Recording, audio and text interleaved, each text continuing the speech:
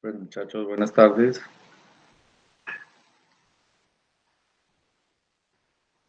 Buenas tardes, doctor. Florian, Catalina, buena tarde. Marcela, Kevin, Valentina, Blandón, hola, Juliana, la Carol, Caterina y Yuri, Santiago, Luisa, buenas tardes. Hola, Paula, Alejandro, eh, Valentina, buenas tardes. Bueno, muchachos, entonces, ¿cuál grupo comienza? ¿Qué comienza? Rian era como que miocarditis era que me había dicho. Sí, y Rian es con quién? Rian, miocarditis. Conmigo, doctor. Bueno, listo, pues. Mio-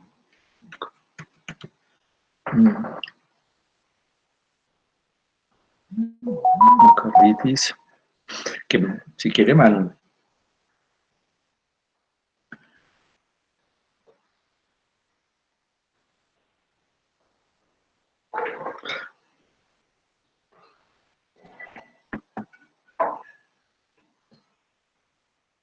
Ya se está viendo la pantalla. Sí, se está viendo la pantalla. Sí, Bueno, listo. ¿Quién está hablando? Jamel, doctor. Me avisan, porfa, si de pronto como que se pasó la diapositiva y no se ve. yo estoy pendiente, no te preocupes. Bueno, listo. Bueno, María, listo. entonces a nosotras nos tocó el tema de miocarditis. Em, entonces, el artículo pues se llama miocarditis fulminante en adultos por el virus de la influenza B, y es un reporte de 2 casos y revisión de la literatura. Entonces, los autores son pues Edwin Silva, Juan Sebastián Montenegro, María Camila Estupiñán, Gerson Arias, Juan Pablo Osorio, Claudia Marcela Poveda y Ricardo Vitrago.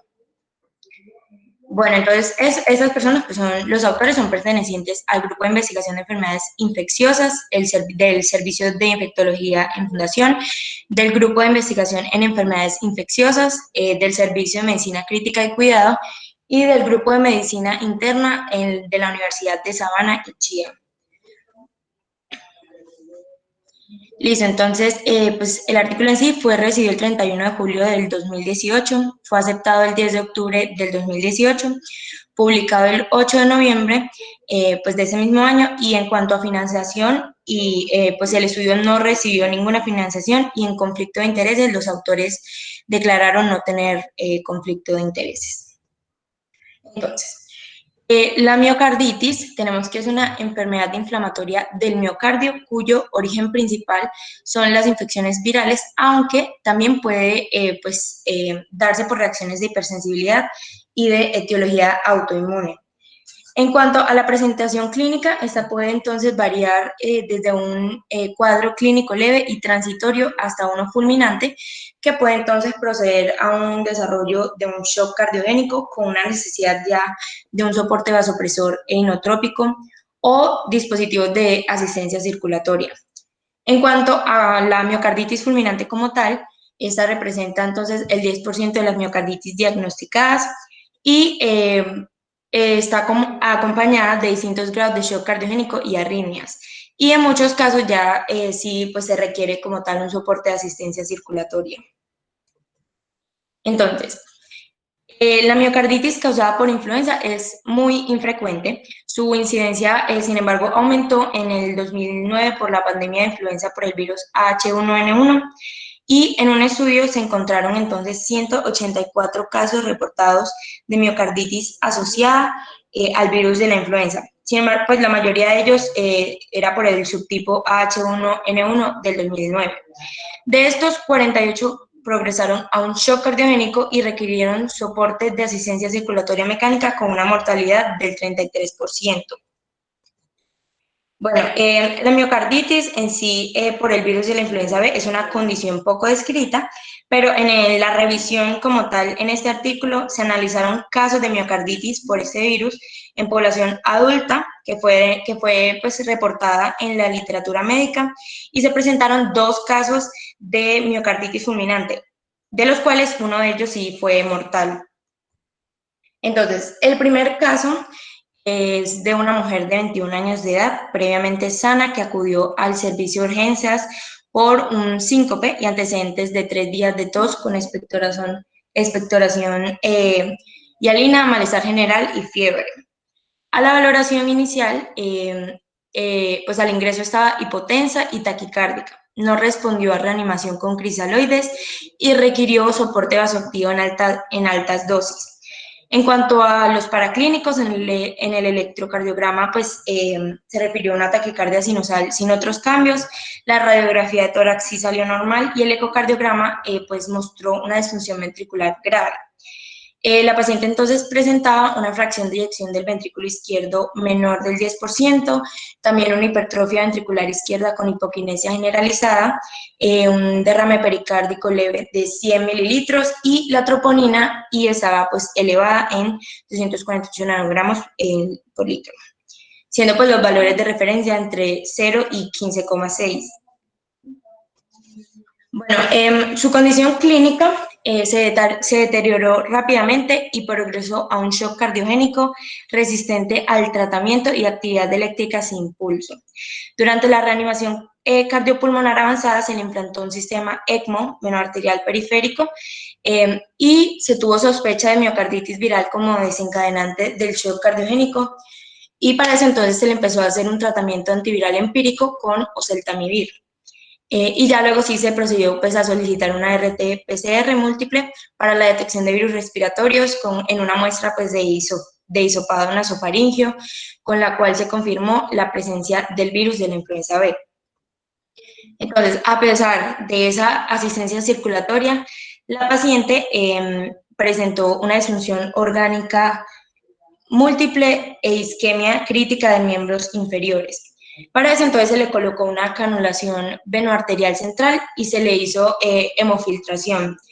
Sin embargo, su condición hemodinámica no mejoró con el tratamiento y después de ya 72 horas con un ECMO venoarterial periférico y 36 con un ECMO venoarterial central, la paciente falleció.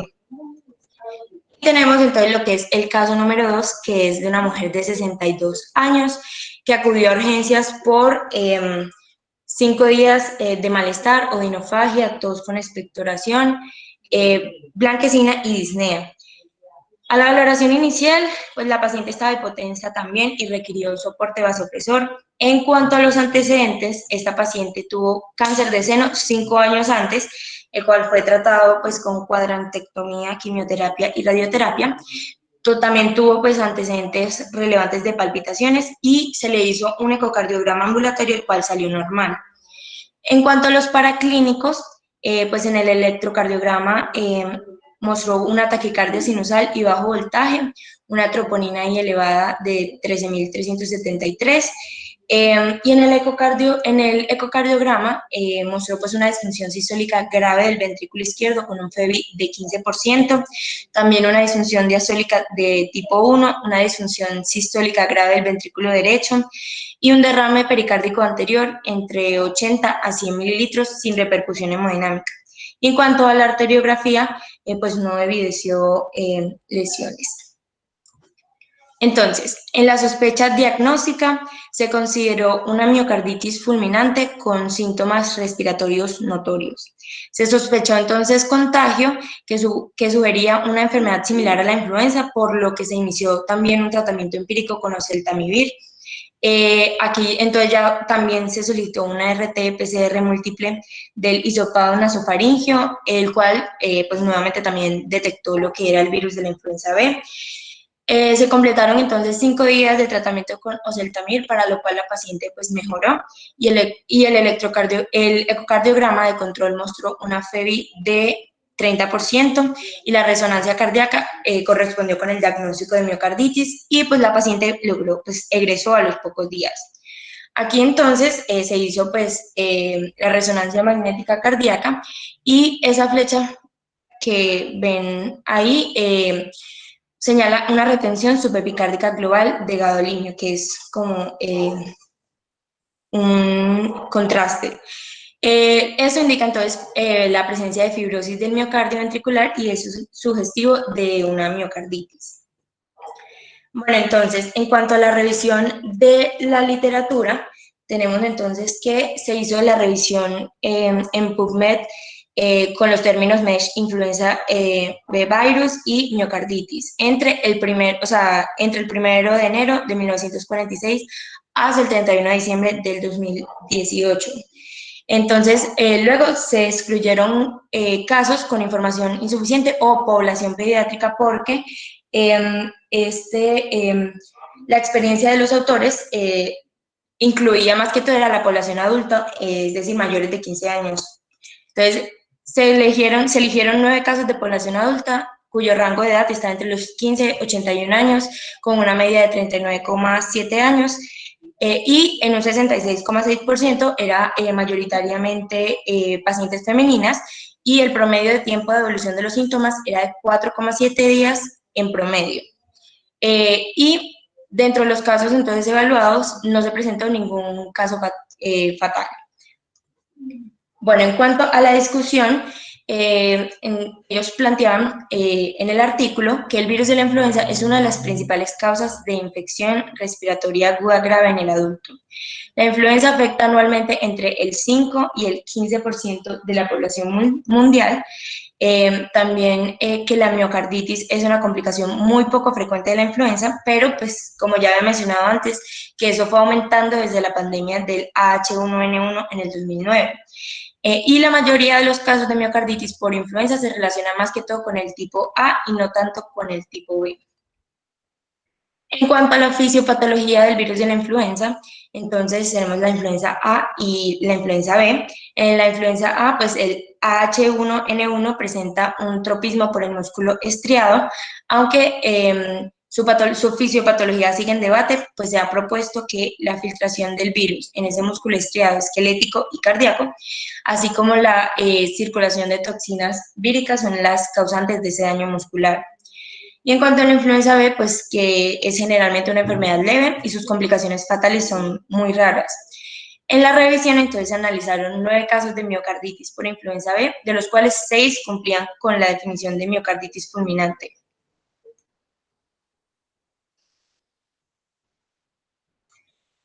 Bueno, entonces, siguiendo la fisiopatología, entonces se genera una lesión directa del cardiomiocito por las proteasas virales. Estas inducen citólisis extensa y temprana, lo que lleva finalmente al desarrollo de la insuficiencia cardíaca. Se exponen entonces proteínas intracelulares en las células presentadoras de antígenos, las cuales van pues, a proceder a la activación de los linfocitos TCD4, y esa diferenciación es la que favorece ese proceso autoinflamatorio por la activación y reclutamiento de los macrófagos, neutrófilos, linfocitos TCD8 y las células B. Y eso pues es lo que va a ayudar a generar ese daño miocárdico. En conclusión, bueno, antes de la conclusión, se demostró pues que hubo dentro de los 9 casos 4,7 días en cuanto al promedio del tiempo de evolución, lo cual mostró que era una evolución bastante aguda y que el curso frecuente, que tenía como el curso frecuente hacia una miocarditis fulminante. Y también la importancia de iniciar el tratamiento antiviral, en este caso se utilizó el oseltamivir, y del soporte circulatorio en caso de requerirse. En estos casos de miocarditis por el virus de la influenza B reportados, la mayoría correspondió a mujeres en un 66,6%, las cuales no tenían un compromiso respiratorio concomitante en un 88,8%. De esos 6 casos de miocarditis fulminante, 5 fueron en mujeres y esa presentación de miocarditis fulminantes por el virus de la influenza B sugiere la presencia de una enfermedad diferenciada. Entonces, ya como tal, en las conclusiones del artículo, Se reportan los casos de 2 mujeres con miocarditis fulminantes por el virus de la influenza B, una de las cuales falleció. Esa miocarditis es más frecuente en mujeres jóvenes sin compromiso respiratorio concomitante, generalmente con un cuadro agudo que progresa a un shock cardiogénico, que sería pues el caso de la miocarditis fulminante, y que en la mayoría de los casos sobreviven. El tratamiento entonces consiste en el inicio temprano de antivirales como el oseltamivir y de dispositivos de asistencia circulatoria cuando se requiera, y que el comportamiento clínico de la miocarditis por el virus de la influenza B sugiere un mecanismo fisiopatológico diferente al producido por la influenza A. Listo, ¿Se escucha Diana. bien? Muchas gracias. Sí, Ah, bueno. Dale, Ham. Entonces, a continuación vamos a hablar es del caso clínico, el cual lo encontramos en una revista de parasitología latinoamericana. Entonces, el paciente es masculino de 46 años, proveniente de Chacarita, Punta Arenas, se ocupaba en la agricultura y en la vigilancia nocturna de un aserradero. No tenía antecedentes personales patológicos. Este consulta a los servicios de salud por presentar un cuadro de 15 días de evolución de dolor en hipocondrio derecho no irradiado asociado a disnea súbita. Se refiere al servicio de emergencias del Hospital Regional por cuadro sugestivo de tromboembolismo pulmonar.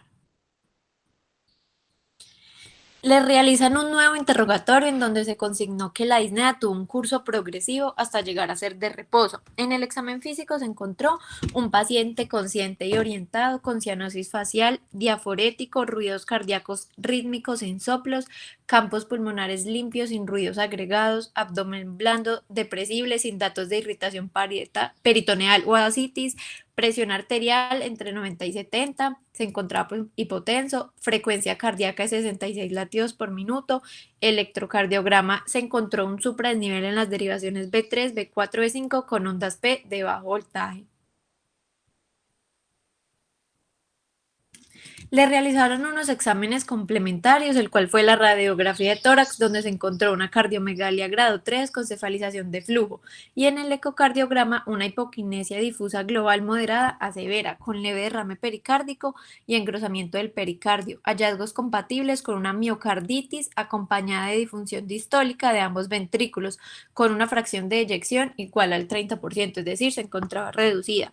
Se ingresa a la UCI del Hospital Regional, donde cursó febril, desorientado, deshidratado, hipotenso, campos pulmonares con escasos crépitos, abdomen blando, depresible, levemente doloroso, de forma difusa y una peristalsis presente. A este paciente se le trata con cefotaxim, vancomicina, dopamina, furosemida, prednisona de 30 miligramos cada día y heparina. No existe mejoría y se decide trasladar al Hospital Nacional con un diagnóstico de miocarditis de probable etiología viral, una hepatitis e insuficiencia renal pues agregada al diagnóstico principal. El paciente se recibió en el mal estado general, pues ya en este nuevo hospital con ruidos cardíacos arrítmicos e hipofonéticos, enzimas cardíacas elevadas y alteración de las pruebas de coagulación. Un nuevo electrocardiograma mostró una fibrilación atrial de alto voltaje con bloqueo de rama derecha de His. El paciente fallece por insuficiencia cardíaca 3 semanas después de iniciado el cuadro. Entonces le realizan un estudio anatomopatológico, pues post-mortem, en la cual se encontró cardiomegalia con dilatación de las cámaras cardíacas. La superficie del corte del miocardio mostró un aspecto heterogéneo con zonas amarillas, confluentes, reblandecidas y distribuidas en forma difusa, como lo vemos en la imagen. En las cavidades cardíacas izquierdas se observaron trombos murales firmemente adheridos. Y en el estudio microscópico del tejido del miocardio se reveló que la presencia de múltiples quistes intramiofibrilares por la presencia del complejo núcleo kinetoplasto.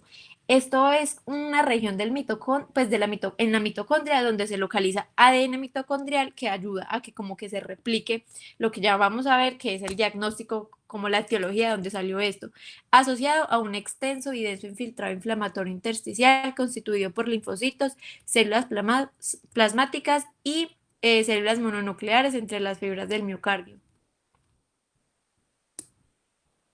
En cuanto a la discusión, pues este caso es de Costa Rica, entonces encontró que la miocarditis es como una enfermedad que por lo general no se da por Chagas, o sea, es muy disminuido los casos. La mayoría de las veces los pacientes sobreviven a la fase aguda de la infección, lo cual no sucedió en este caso porque el diagnóstico se hizo post-mortem y se inició tratándola como si fuera de etiología viral. La gran mayoría de los pacientes son asintomáticos durante la fase aguda de la infección y solo un pequeño número desarrolla miocarditis severa, en cuyo caso los síntomas y las alteraciones histopatológicas de los pacientes se deben a la acción conjunta pues, de la multiplicación activa del parásito y la respuesta inflamatoria del hospedero. La miocarditis en la fase aguda de una persona que sí termina haciéndola pues más severa, puede ser clínicamente evidente e incluir taquicardia, falla cardíaca congestiva y cardiomegalia. Aunque nuestro paciente no presentó taquicardia, en el electrocardiograma sí encontramos ondas P de bajo voltaje y bloqueo rama derecha de His con una cardiomegalia tipo 3. Y aunque no eran, pues esto es más o menos no exclusivos del Chagas, pero se debía probablemente a que esta lesión tuviera que ver con una parasitosis en el sistema de conducción del corazón. A pesar de que la enfermedad de Chagas es muy conocida, la parasitosis tiende a ser un poco silenciosa, por lo que muchos pacientes fallecen sin haber podido terminar en vida la causa pues, de la enfermedad, la etiología real. En este paciente, los hallazgos de la autopsia confirmaron el diagnóstico de miocarditis por Trypanosoma cruzi al observarse los típicos nidos de Chagas compuesto por amastigotes, que es una forma esférica en donde el flagelo pues es corto y este se multiplica dentro de los macrófagos y del sistema retículo endotelial. Y estas se encuentran pues entre las fibras cardíacas donde se observó el complejo que mencioné anteriormente.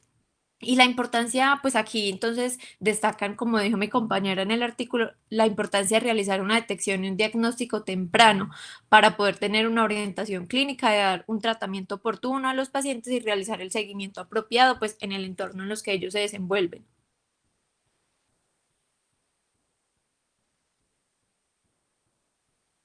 Bueno, muchas gracias. Vamos, entonces, muchas gracias, Diani y Mariana. Vamos entonces en segundo lugar con los muchachos de fiebre reumática. Y fue con ellos los que primero me dijeron, ¿cierto? De fiebre reumática. ¿Que son quiénes? Sí, doctor. Doctor, María José y Catalina Y Estrada. Catalina Estrada. Estrada, Catalina Estrada, ¿quién más? Qué pena. Y María José Clavijo, doctor. Listo, bueno, perfecto. Reumática. doctor, nosotras tenemos un quizzes que es de 7 preguntas. O después de que las compañeras expongan. No, de lo hacemos el ejercicio, por supuesto. Ah, listo, entonces ya lo coloco. Listo, primero van con el quiz. Bueno, listo. Ya pueden los dueños de...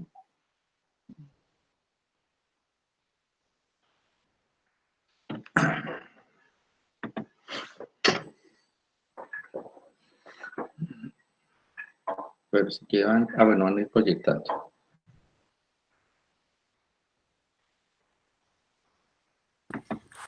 Jamel mando al chat el código con el que pueden ir entrando. Bueno.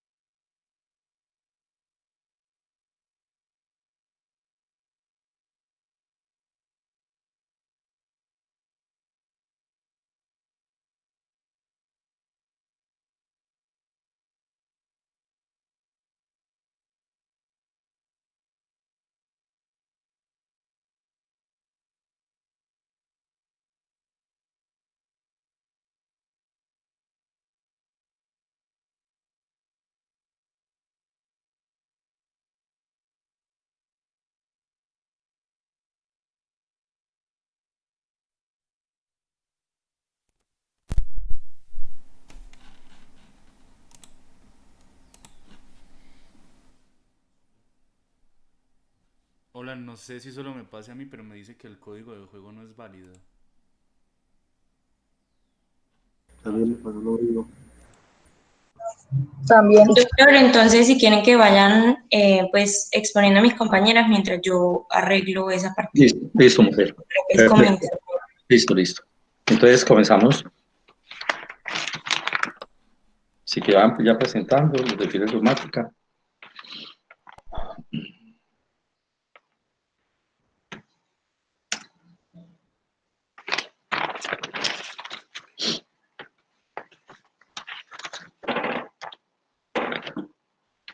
Clavijo. Bueno, nosotros entonces vamos a hablar sobre fiebre reumática. Entonces, como ya sabemos, la fiebre reumática es una enfermedad inflamatoria aguda multisistémica de mecanismo inmune que ocurre pocas semanas después de un episodio de faringitis por Streptococcus del grupo A. Su consecuencia más importante consiste en deformidad de las válvulas crónicas caracterizada por una valvulopatía fibrosa deformante que conlleva una estenosis mitral que produce disfunción permanente y problemas cardíacos graves y a veces mortales. Entonces, es una enfermedad que se da principalmente en países subdesarrollados. Aparece en un 3% después de una faringitis estreptocócica del grupo A. Después del primer ataque hay una mayor vulnerabilidad para que se reactive la enfermedad. Es más común en niños de 5 a 15 años de edad, pero también puede darse en los adultos. Sus síntomas más frecuentes entonces aparecen de la primera a la sexta semana después de sufrir una infección por Streptococcus. Sus síntomas son fiebre, dolor en articulaciones, hinchazón en muñecas, codos, rodillas y tobillos, pequeñas protuberancias debajo de la piel, codos y rodillas, sarpullido rojo levemente elevado en el pecho, espalda, abdomen, dolor abdominal o disminución del apetito, debilidad, falta de aliento, cansancio extremo. Sus manifestaciones clínicas más frecuentes y más importantes son la poliartritis migratoria de las articulaciones grandes, carditis, nódulos subcutáneos, eritema migrado de piel, corea de Sietemann. Su morfología, entonces, está en una fiebre reumática aguda y una cardiopatía reumática crónica. En la fiebre reumática aguda tenemos lesiones inflamatorias focales muy diseminadas, muy características en el corazón. En estas podemos encontrar los cuerpos de ACOF, que son focos de degradación fibrinoide rodeados por linfocitos T, que es un signo patognomónico de la fiebre reumática, que son las células de Antisch-Koff, y signos de inflamación aguda en pericardio, miocardio y endocardio. Los signos de inflamación aguda, entonces en pericardio, se acompañan con un exudado fibroso o serofibroso en pan de mantequilla. Generalmente se resuelve sin secuelas. En el miocardio vamos a encontrar una miocarditis que se caracteriza por los cuerpos de ACOF en el tejido conectivo y alrededor de los vasos. Y en el endocardio, focos inflamatorios de necrosis fibroide, orejuelas valvulares, en las orejuelas valvulares y en las cuerdas tendinosas, en las cuales vamos a encontrar pequeñas vegetaciones o verrugas de 1 a 2 milímetros y que se generan por degradación fibrinoide. En la cardiopatía reumática crónica es la generación de inflamación aguda y la consistente fibrosis deformante en las orejuelas valvulares, que se engruesan y se contraen, lo que lleva pues a una deformidad permanente, generando entonces cambios en la válvula mitral, tanto microscópicos como macroscópicos. Macroscópicamente se va a ver un engrosamiento de las válvulas, una fusión de las comisuras, acortamiento o engrosamiento y fusión de las cuerdas tendinosas, y microscópicamente una fibrosis difusa y neovascularización, alteración de la arquitectura valvular y cuerpos de ACOS. Son sustituidos por cicatrices fibrosas. Bueno, Ahora pasando al artículo, este fue sacado de la revista cubana de reumatología, es del año 2017 y se titula Aspectos relevantes para la prevención primaria, secundaria y terciaria de la fiebre reumática. Entonces, pásalo, por favor.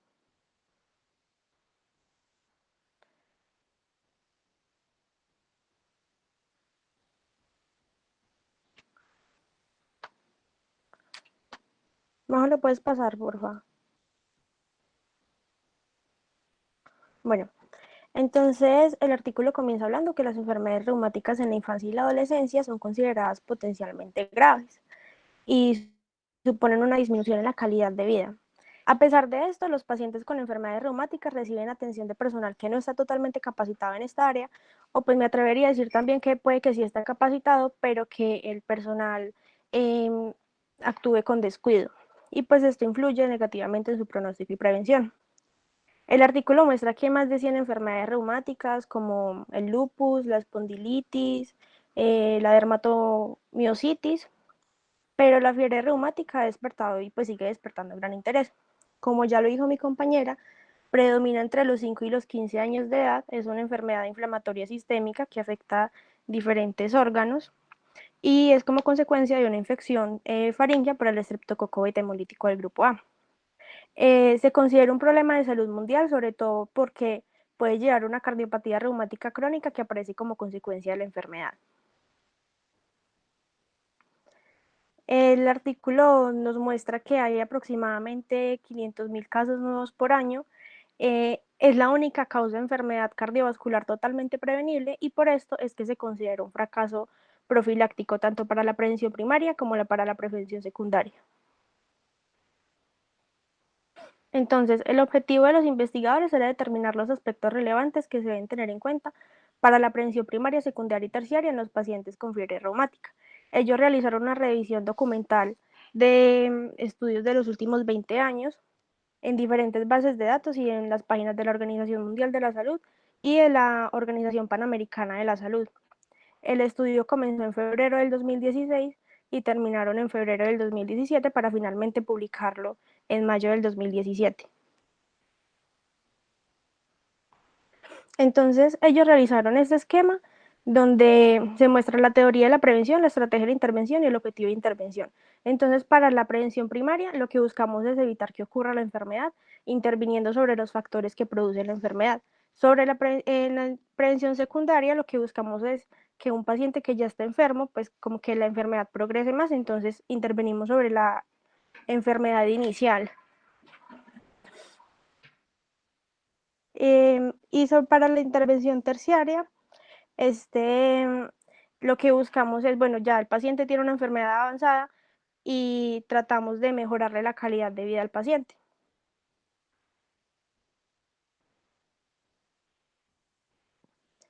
Entonces, en la prevención primaria depende del correcto diagnóstico y tratamiento de las infecciones faringoamigdalares.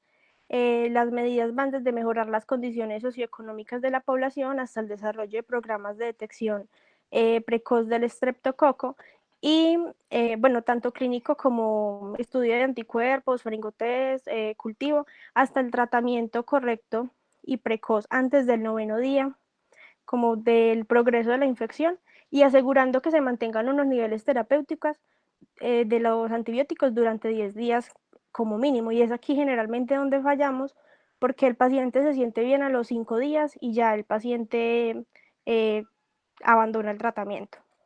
En la prevención secundaria se considera que consiste más bien como en prevenir las recaídas. Entonces, para esto utilizamos, hacemos quimioprofilaxis con penicilina benzatínica intramuscular una vez al mes, pero pues dicen que es como mejor cada 3 semanas.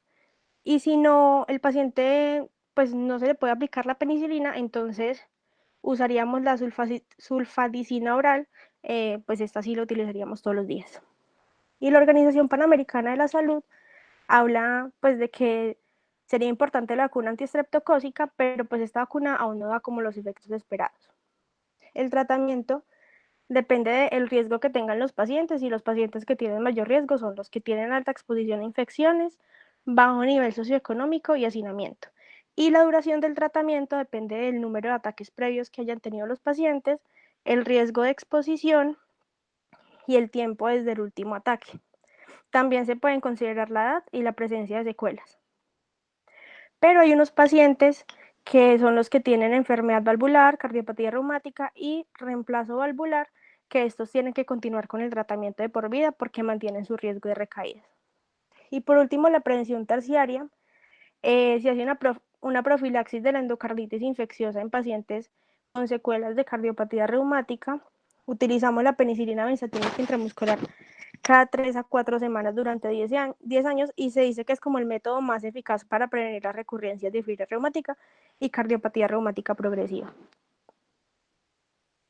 Y ya para concluir el artículo, las enfermedades reumáticas tienen gran importancia por su impacto a nivel social, psicológico, familiar y escolar, y el peligro de no tener profesionales especializados en esta área hace que se perpetúe la aparición de estas enfermedades. Bueno, listo. Y es totalmente válido. Bueno, entonces en el caso clínico es un caso de poliartritis y pancarditis secundaria a faringoamigdalitis no tratada. Bueno, Entonces tenemos en la enfermedad actual una paciente de 8 años de edad quien acudió por artritis en tobillo derecho desde de 24 horas de evolución con fiebre de 38 grados centígrados, no asociada a trauma ni lesión, con historia previa de faringitis y fiebre no cuantificada, hace 2 semanas sin evolución médica y tratada en casa con aspirina infantil.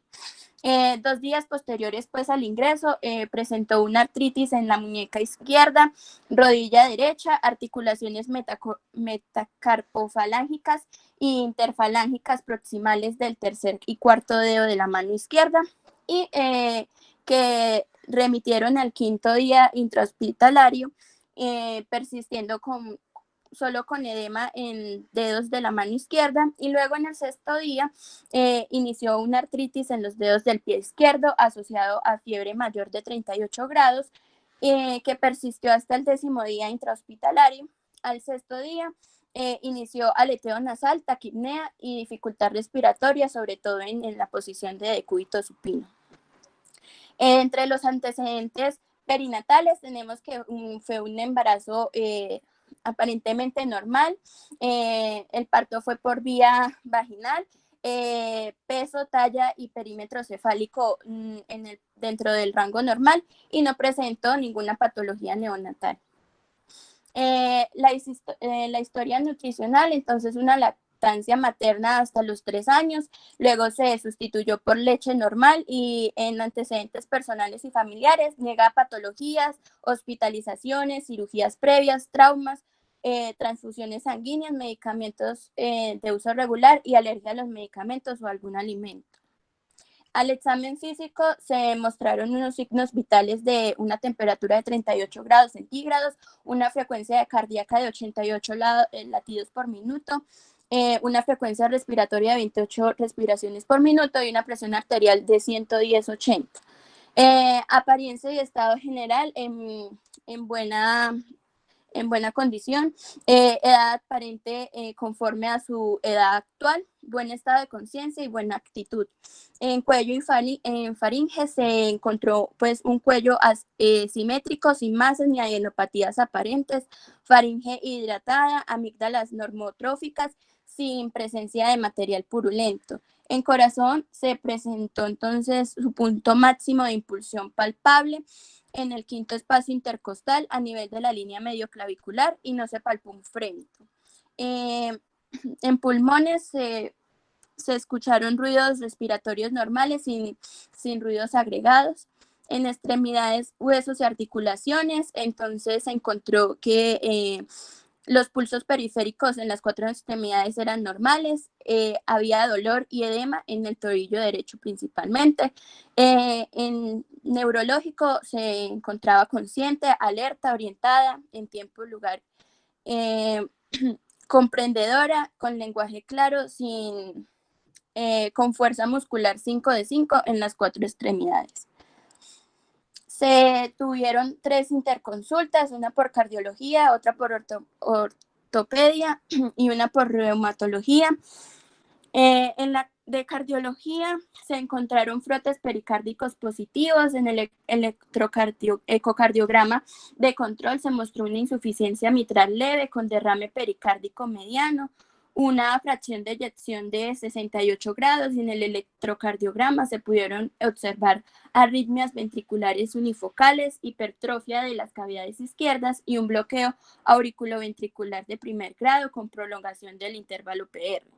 En la interconsulta por ortopedia se le colocó una férula posterior corta en el pie derecho, debido pues a su dolor en el tobillo derecho. Reumatología, el cuadro se caracterizó por fiebre de 38 grados, pancarditis, artritis migratoria, velocidad de eritrosedimentación aumentada, una proteína C reactiva aumentada, leucocitosis, y se evidenció una infección por estreptococo beta hemolítico del grupo A mediante niveles de antiestreptolicina del grupo antiestreptolicina O, lo cual pues me indicó un diagnóstico de fiebre reumática. En imagenología se encontró entonces una radiografía de tórax con una silueta cardíaca aumentada, cefalización de flujo y congestión pleural importante. Entonces aquí tenemos los criterios. Estos criterios son para el diagnóstico de la fiebre reumática, en los cuales hay criterios mayores y criterios menores, en los cuales pues son muy importantes para el diagnóstico de esta enfermedad. Entonces, al verlos, podemos ver que nuestra paciente presentó los siguientes criterios. Ella tenía una poliartritis, una carditis caracterizada por pancarditis con endocarditis evidenciada por un soplo holosistólico en el foco mitral y un informe de ecocardiografía con insuficiencia mitral, miocarditis con hipertrofia de las cavidades izquierdas. Además presentó un intervalo un alargamiento del intervalo PR, una pericarditis por efusión pericárdica informada con la ecocardiografía, y presentó criterios menores como la artralgia, fiebre, elevación de los reactantes de fase aguda por leucocitosis y velocidad de eritrosedimentación. Entonces, con esto podemos evidenciar que se cumplió a cabalidad los criterios diagnósticos por los cuales el diagnóstico final de esta paciente fue una fiebre reumática aguda. Ya, muchas gracias. Bueno, muchas gracias de nuevo.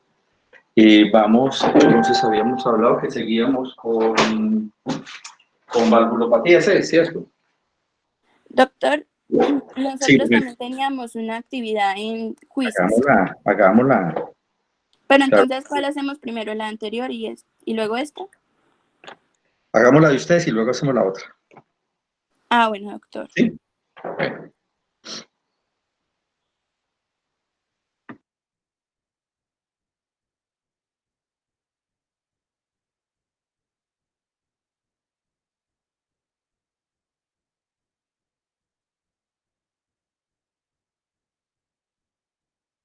¿Ya están viendo la pantalla? Sí, se está viendo. Ah, no, solamente que está presentando para todos, pues en mi caso. Ah, sí, ya.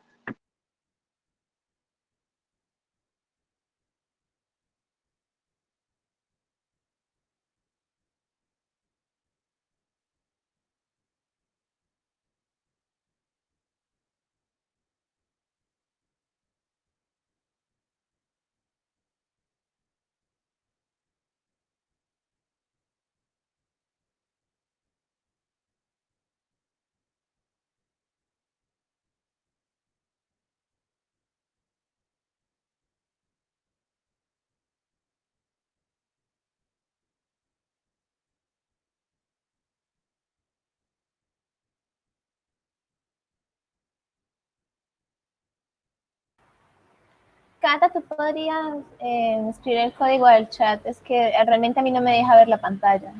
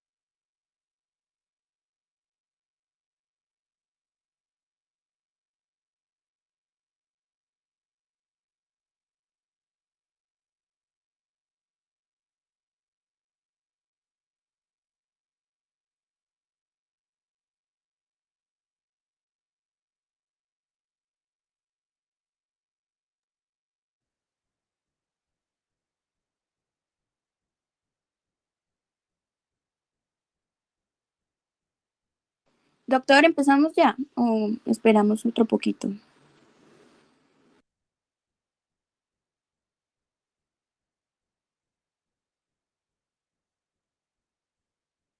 Con mujer que ya. Que si podemos empezar ya o Sí, esperamos sí, sí, no, otro empecemos, poquito. empecemos. Estamos Ah, ok. 39. Sí, no, empecemos. O sea que, no, no, ahí están todos los que estamos aquí registrados en el momento. Listo, comencemos.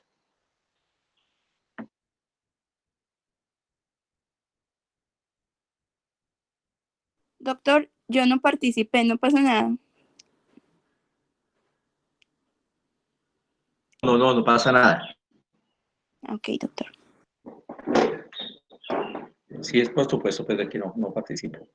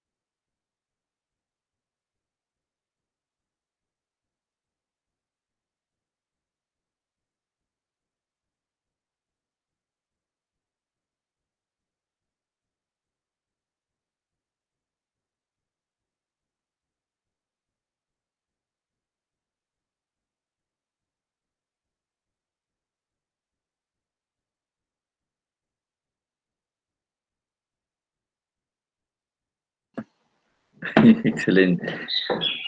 Cada uno se realiza profilaxis con penicilina benzatínica.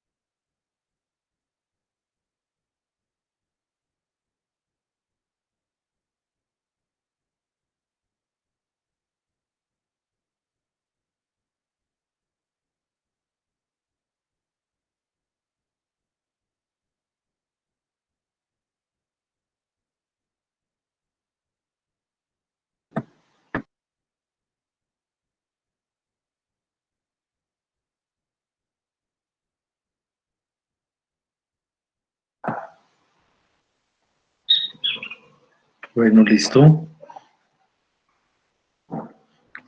Me parece que ese quiz me pareció adecuado, pues unos signos patognomónicos y sobre todo pues que en último momento lo que es la parte de manejo, pues tenerla pues muy presente. Listo, muchas gracias. Bueno, entonces Bueno, seguimos. Sí, bueno, sigamos con el de valvulopatías. ¿Quiere finalizarlo? Ah,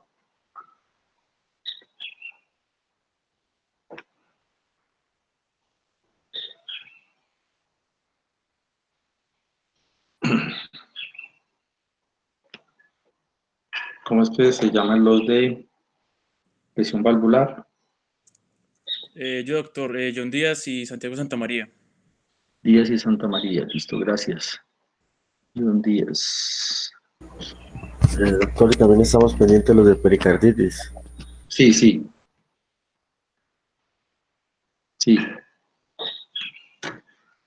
Doctor, entonces, ¿hacemos esa actividad o exponen los otros? Sí, no, sí, vamos a presentar los valvulopatías, ahorita hablamos de la de ustedes. ¿Sí? Ah, Y listo, no. valvulopatías un día, y Santiago, ¿cómo es y Santiago Guerrero? No, entonces Guerrero no ya presentó. John Andrés, ¿es usted y quién más? Santiago Santamaría. Santamaría, Santa doctor. María. Listo, gracias. Listo. Ahí sí están viendo la pantalla. Pues, Negativo. Ya. Ah, pero tiene la de la calificación, eso sí, ya listo. Perfecto. Estenosis aórtica basada en la evidencia. uy, me salí, pero. Así, falta hacer la presentación. Bueno, buenas tardes. El artículo es sobre la estenosis aórtica basada en la evidencia. Puede pasar, por favor. Fue publicado en la revista cubana de cardiología de cirugía cardiovascular. Los autores son Genoveva, Elba Rivera, Carlos Hernández Tucuara Tobar, Teresita Dani Díaz, Alexandre Valdés Martín, Lisbeth González y John Isay, del Instituto de Cardiología y Cirugía Cardiovascular. Bueno, entonces vamos a tener la definición, la etiología, la epidemiología, la histopatología, fisiopatología, la presentación clínica, la expresión física, la evolución de la enfermedad y diagnóstico mediante estudios de extensión y paraclínicos. Bueno, como definición, es una anomalía valvular frecuente que genera una obstrucción de la salida de flujo sanguíneo desde el ventrículo izquierdo hacia la aorta. Se conoce como estenosis aórtica valvular.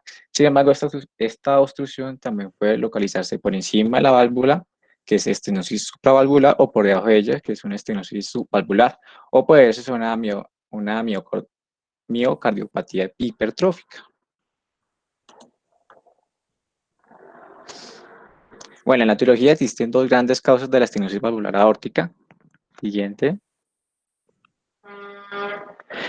Tenemos la congénita. Otra.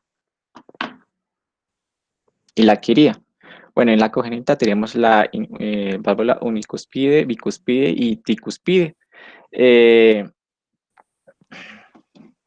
la unicuspide esta puede generar una obstrucción severa en la infancia, llegando a ser fatal dentro del primer año de vida, con desarrollo de síntomas y signos de falla cardíaca y muerte súbita. En la bicuspide es más frecuente, predomina el varón y suele dar manifestaciones a los 40, 50 años de edad. Esta malformación produce un flujo turbulento que lesiona las valvas, generando fibrosis y calcificación.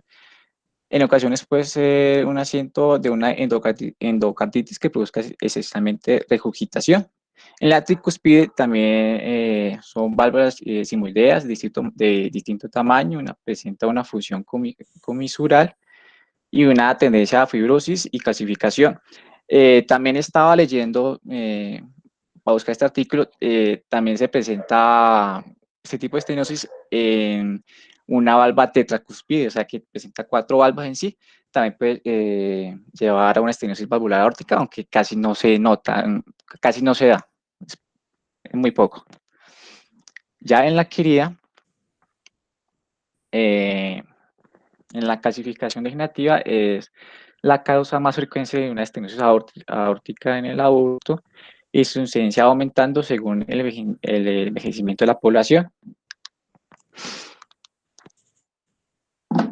ya que parece originarse por los años de estrés normal sobre la válvula. Se produce, acá en este tipo de estenosis se produce un depósito de calcio en las líneas de flexión de la base de las valvas, frecuentemente se acompaña por calcificación del anillo mitral y a veces de las arterias coronarias. También se ve por diabetes mellitus y hipercolesterolemia, son factores de riesgo para el desarrollo de esta lesión. También tenemos en la estenosis aórtica reumática, se caracteriza por una fusión comisural, con fibrosis, calcificación tardías. Además, se produce retracción y rigidez de los bordes de las cúspides con aparición de nódulos calcificados en ambas superficies. Las consecuencias de esta puede ser un orificio reducido, a la vez incontinente, suele ser acompañado de una afectación de otras valvas, especialmente la mitral. En las raras tenemos la hipercolesterolemia severa, enfermedad de Paget y insuficiencia renal mitral.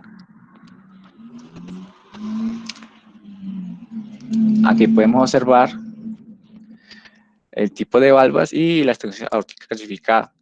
Como ya dije, también la congénita también se puede observar la estenosis aórtica con una valva cuadricúspide, con 4 valvas. Siguiente. Bueno, la epidemiología. Esta estenosis aórtica es prevalente en sexo masculino, tiene una relación de 4:1. La incidencia está entre el 3 a 6% de todas las cardiopatías congénitas. La causa más frecuente de estenosis aórtica son las congénitas y las adquiridas, como ya la mencioné anteriormente. Siguiente.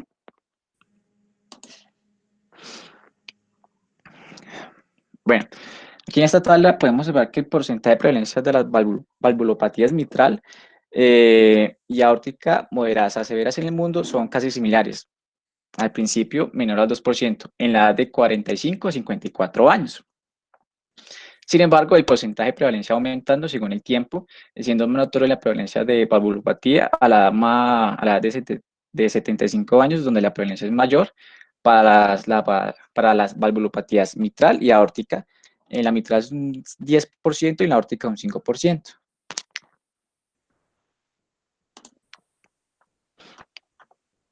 Bueno, en la histopatología de la estenosis aórtica es un proceso de deterioro y clasificación de la válvula aórtica, no es pasivo, sino que comparte muchas características con la aterosclerosis vascular. Esta incluye difusión endotelial, un acúmulo de lípidos, activación de células inflamatorias, liberación de citocina e intensificación de varias vías de señalización. Al final, el fenotipo de los miofiblastos valvulares se diferencian hacia osteoblastos e inician la síntesis activa de proteínas de la matriz ósea, lo cual va permitiendo un mayor depósito de cristales de hidroxiapatita cálcica.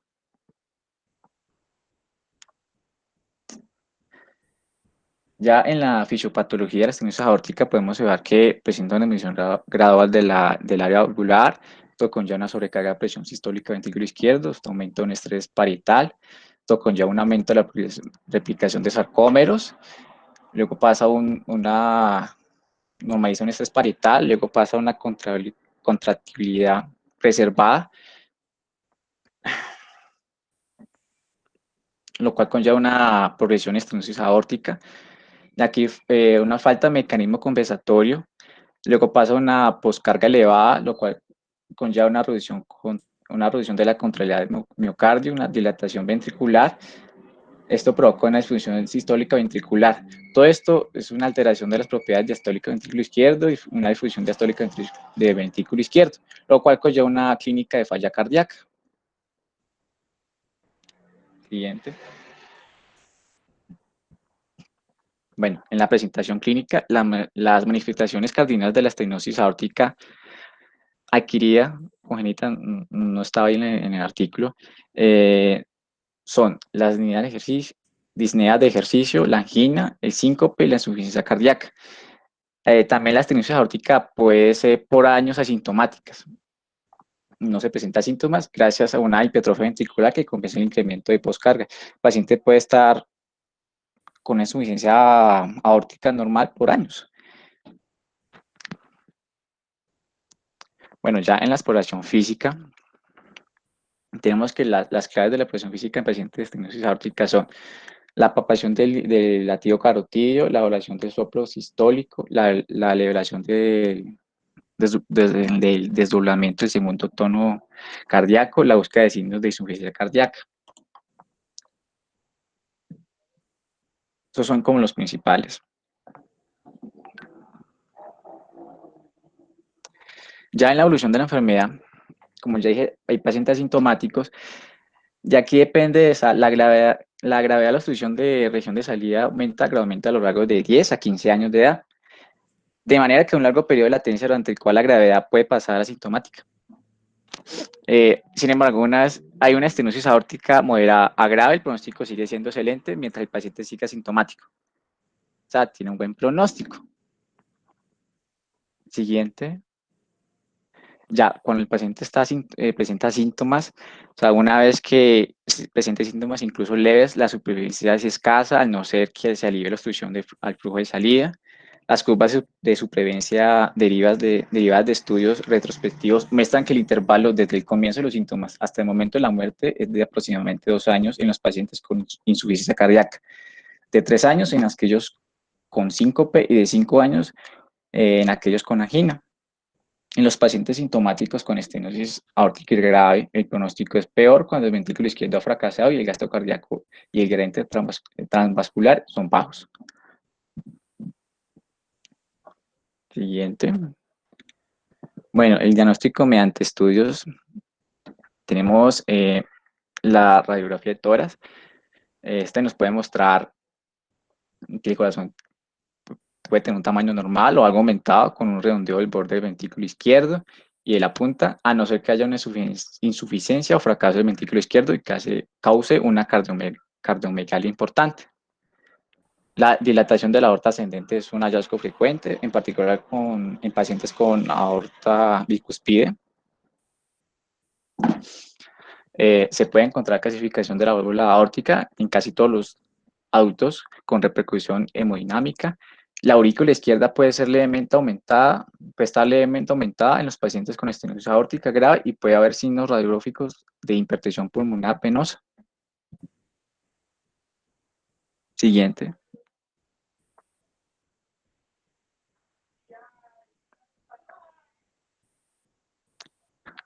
¿Ya pasó? Sí. Ya. Bueno, en el electrocardiograma podemos hallar un hallazgo típico es encontrar una hipertrofia ventricular izquierda, puede existir un descenso del segmento ST e inversión de la onda T en vibraciones con complejos QRS positivos. Hay signos de un aumento del tamaño auricular izquierdo en pacientes con estenosis aórtica aislada grave. La extensión de la clasificación de la válvula aórtica al sistema de conducción puede causar varias formas y grados de los bloqueos auricoventriculares e interventricular. Bueno, en el ecocardiograma, los hallazgos claves sería el engrosamiento, clasificación y reducción de la abertura sistólica de las válvulas e hipertrofia ventricular izquierda, las excentricidades de las cerraduras de las válvulas aórtica, válvulas bicuspides congénitas. En el ecocardiograma transtorácico, este logra mostrar la obstrucción del orificio con imágenes de alta calidad, pero no suele utilizarse sistemáticamente para la identificación adecuada. El gradiente valvular y el área de la válvula aórtica puede calcularse con mediciones Doppler de la velocidad transaórtica.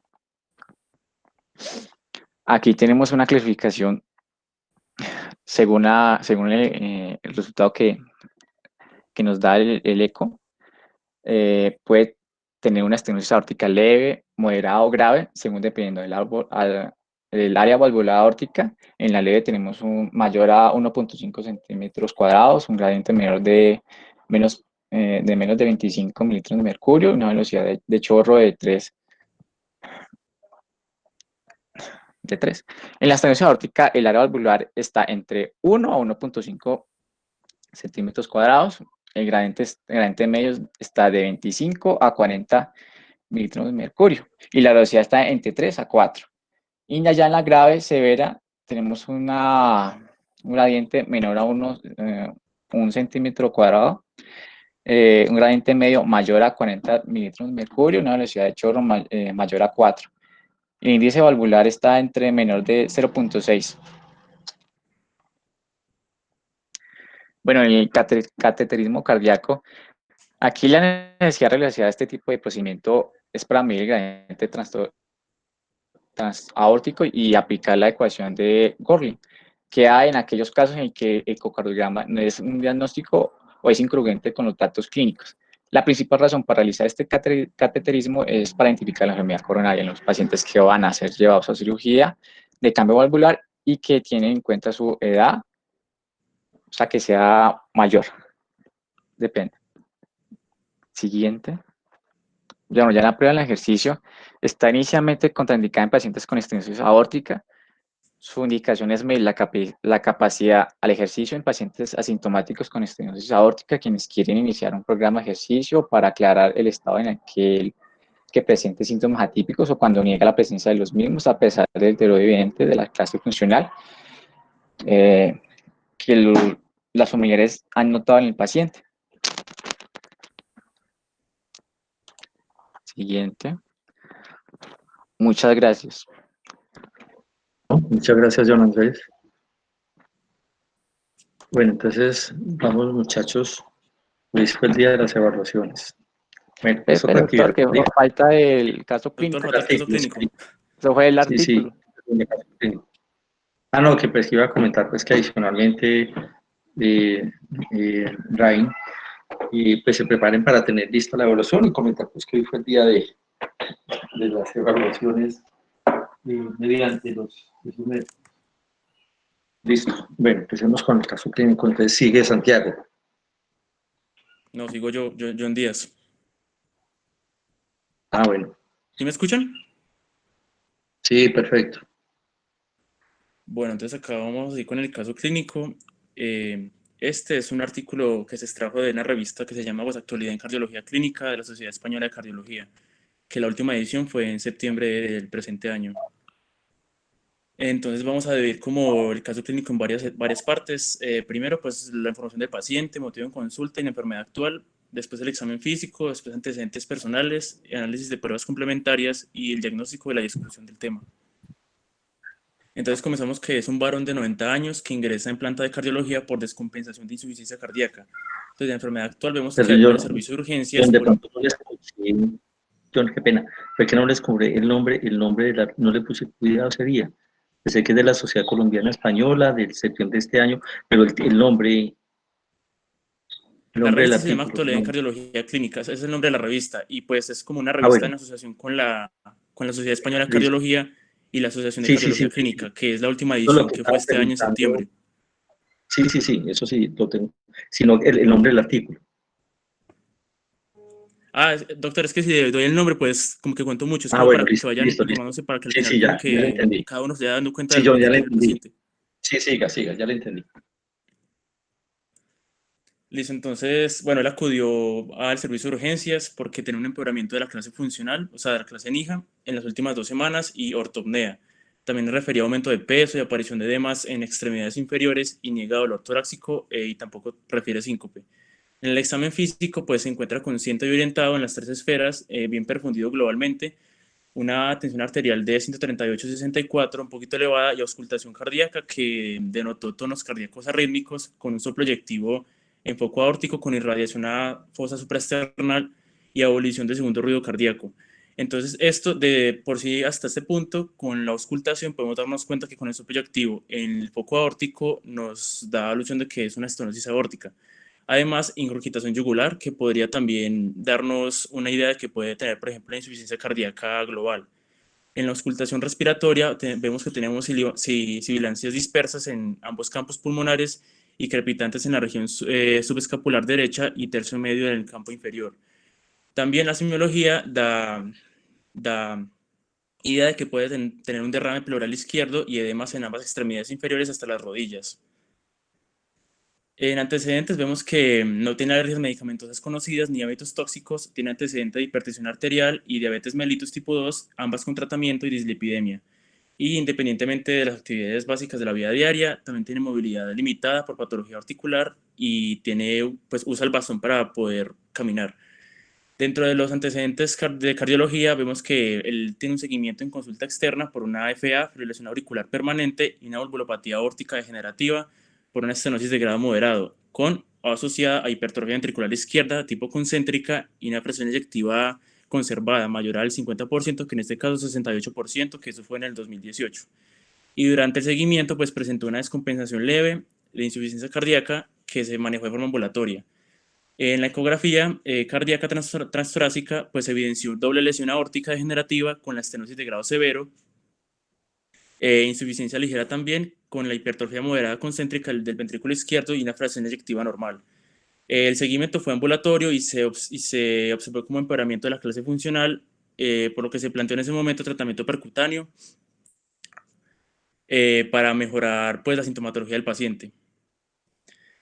En el electrocardiograma vemos que en este caso podemos denotar fibrilación auricular. Eso lo podemos darnos cuenta por los complejos QRS que no son, los segmentos RR que no son como constantes en intervalos. Y además de que la onda P no es como constante, puede no notarse en ninguna de las derivaciones. También tenemos una frecuencia ventricular media de 100 latidos por minuto, pues esto ya cada uno sabe cómo de calcularla.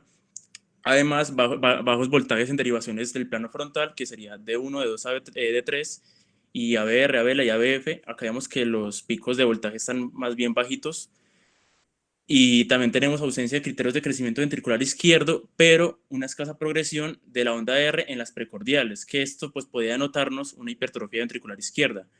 Y además se puede también ver un discreto infradesnivel del segmento ST en B3 y en B4. Creo que en B4 se puede ver más fácil aquí, el infradesnivel del segmento ST, y onda T aplanada en B5 y en B6, que pues la FA no permite denotar mucho lo que es la onda T, pero sí podemos deducir que está aplanada. En lo que es la analítica, la glucosa está elevada, al igual que la urea, y la creatinina está dentro de los límites normales, y un filtrado glomerular mayor de 30, menor a 60, que podría denotarnos que tiene una enfermedad renal crónica, un ionograma normal, que son como los electrolitos, y un hemograma normal, además de inmunofijación en sangre y orina negativos, que esto más adelante va a tener relevancia en la discusión. En la radiografía de tórax, vemos que hay una imagen compatible con derrame pleural izquierdo por este borramiento en este hemitórax izquierdo, y vemos que hay desplazamiento pues de la estructura pulmonar izquierda. Y aquí también se puede ver lo mismo, que vemos el pulmón izquierdo en una placa lateral con opacidades en los límites inferiores. También tenemos este SPECT de pirofosfatos que se le indicó al paciente porque se manejó la sospecha que podría tener de pronto una amiloidosis cardíaca, la cual presentó después de la posadministración del radiofármaco, que es el pirofosfato, que hubo un intenso depósito del fármaco en el miocardio de distribución biventricular. Entonces esto pues fue compatible con amiloidosis cardíaca grado 2. Aquí también se puede ver más detallado. Y también se le realizó una ecografía pues, cardíaca transtorácica, que a pesar de que no está presente en el artículo, pues ya, como lo había mencionado anteriormente, pues la lesión aórtica degenerativa, la estenosis severa y la insuficiencia ligera, y también asociada a la hipertrofia del ventrículo izquierdo. Entonces, dentro de los diagnósticos finales vemos que tiene una insuficiencia cardíaca con fracción eyectiva preservada, una FA permanente, la amiloidosis cardíaca que fue positiva de tipo trans-T-retina con el radiofármaco, una enfermedad renal crónica porque tenía una tasa de filtración glomerular menor a 60, la tenía como en 51, la estenosis aórtica severa degenerativa, y además se le indica que es un paciente frágil por todas las comorbilidades que presenta.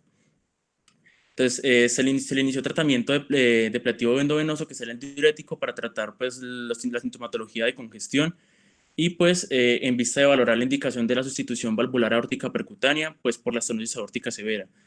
En el electro, pues las derivaciones en el plano frontal, pues bajos voltajes y un pseudoinfarto anterior en paciente con la estenosis aórtica severa y la hipertrofia ventricular izquierda.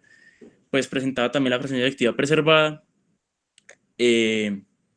con ligero derrame pericárdico ligero en el ecocardiograma. Y pues como ya lo había mencionado anteriormente, la gamografía, pues con los pirofosfatos, pues la amiloidosis cardíaca por la transferritina. Y pues con el fin de descartar la amiloidosis AL, que es un tipo de amiloidosis que se caracteriza por tener inmunoglobulinas de cadena ligera en sangre, pues por eso se le hizo la inmunofijación en sangre y también estudio analítico de proteína de Baines-Jones, la cual todo fue negativo, entonces solo queda como el diagnóstico de la amiloidosis cardíaca por la transferritina.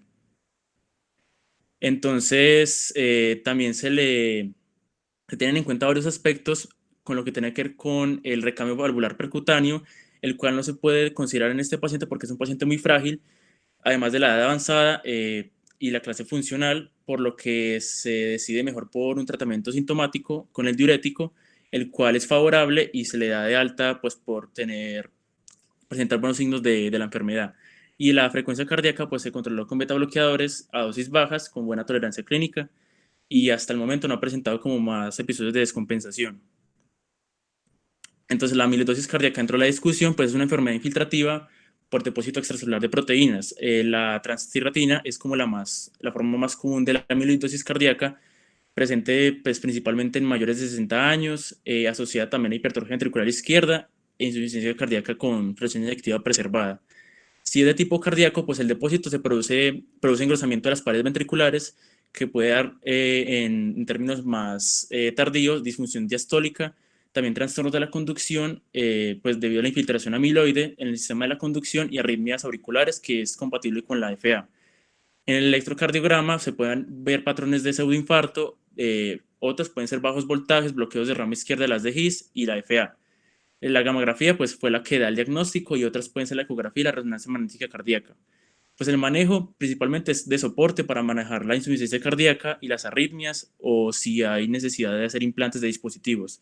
Y pues el tratamiento específico para la amiloidosis. La prevalencia de ambas enfermedades aumenta con la edad y su asociación puede, pues, no es infrecuente en ancianos y se asocia a mayor riesgo de insuficiencia cardíaca, mortalidad y la futilidad, es decir, que el reemplazo del valvular aórtico es realmente descartado y se prefiere más el tratamiento sintomático. Entonces, el reemplazo, pues, si se va a realizar, se prefiere mejor que sea por transcatéter en vez de que sea por cirugía. Y pues esto ya lo ha mencionado mi compañero, pues la histopatología de la enfermedad, que es calcificación del anillo mitral, también puede acompañarse, y también de las arterias coronarias, asociada también a factores de riesgo como diabetes mellitus e hipercolesterolemia. Y pues la disfunción endotelial, el fenotipo que se diferencia a los osteoblastos y pues los depósitos de los cristales en las valvas. Y eso sería todo. Bueno, perfecto. Listo, Andrés. Muchas gracias. Yo pues considero que cada uno de los capítulos pues, que se han establecido pues, a través de ustedes mediante los casitos clínicos sobre todo, pues es una forma de concretar, de afinar hechos, hechos patológicos pues, de lo que se ha comentado pues, en otros momentos y pues, al menos yo considero pues, que eso es un aporte en el sentido de que avanza hacia el enfoque clínico de una forma más inmediata.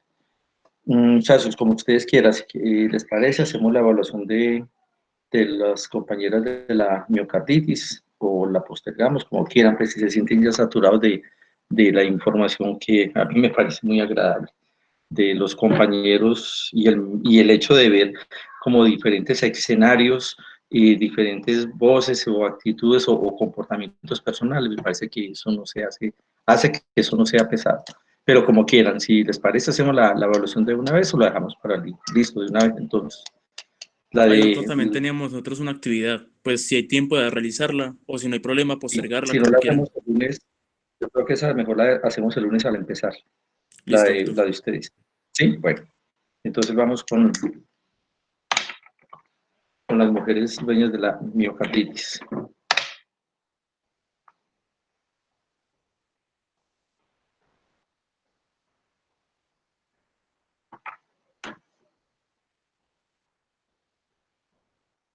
Sí, por supuesto.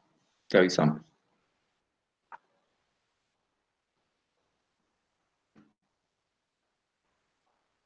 Bueno, con todas esas evaluaciones que hacemos, pues hay una forma en la cual eso lo voy a recapitular.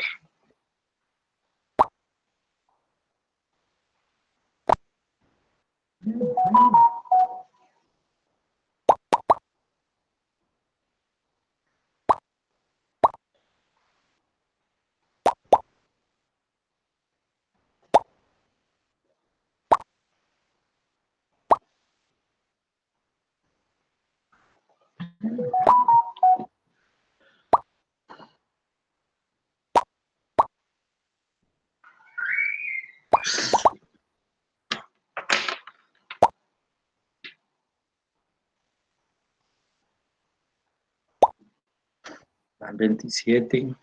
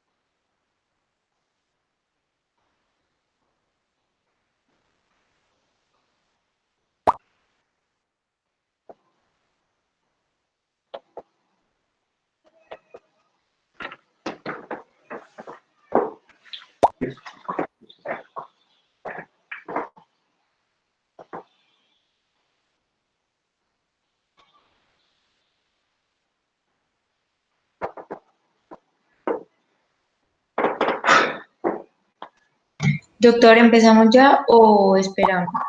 Estamos 34, sí, sí, comencemos ya.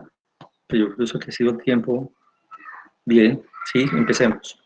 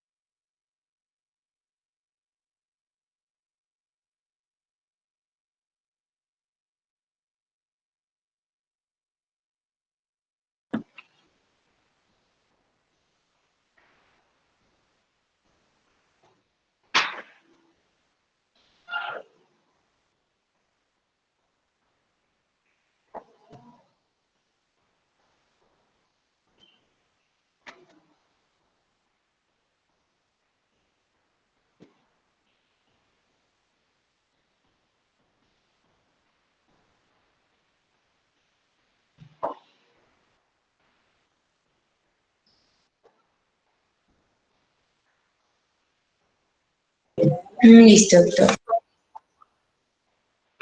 Bueno, ¿qué tal el resultado? Bien, doctor. Pues, la mayoría terminó. Así pues, como en la cuestión del examen. Bueno, muchachos, entonces vamos a dejarlo de ahí. El lunes entonces comenzamos con la evaluación de los que quedaron pendientes de valvulopatías y yo no sé si queda, es que yo tengo aquí unos que no los, será que los tengo anotados en otro sitio. El nombre de Daniela Zúñiga. Daniela. Señor, Hola, Daniela. hola Bueno, falta doctor. usted presentó caso. Es que en el sitio aquí, en este cuadro, no la tengo anotada. Sí, yo lo hice con Alejandro Amariles, atelectasia. Voy a mirar a Telestacia, Alejandra Mariles. Sí, tenía a Alejandra y a usted no. Qué pena, mujer. Bueno, Espera doctor, un tranquilo. momentico. Yo le pregunto a unos 2 o 3. Francisco David, Franco David, perdón, es que Francisco.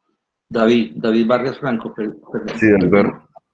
David, es que no lo tengo registrado aquí.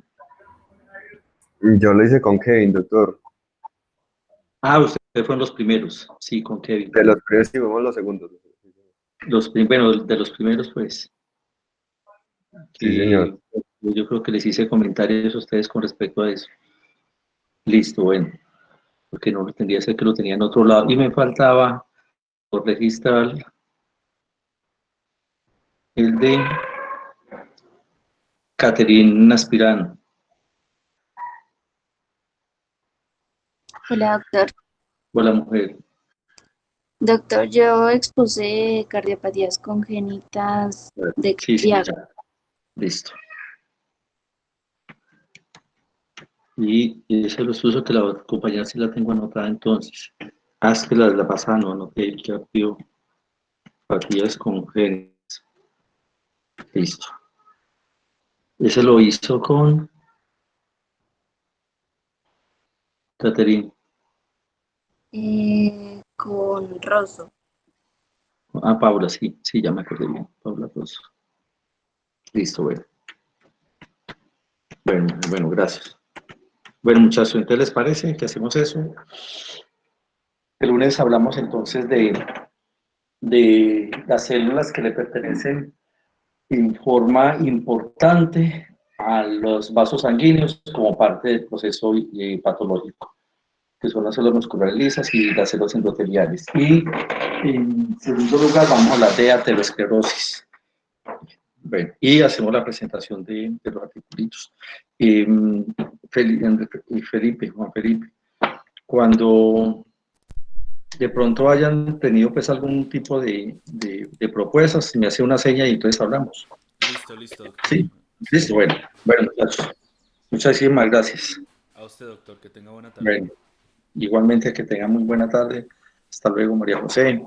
Hasta luego. Hasta luego, Orián. Muchas gracias por el casito. Camila, Melissa, Hasta luego, Kevin. doctor. Hasta luego, Miguel Ángel. Hasta luego, Valentina, Santiago, Cristina. Buena tarde.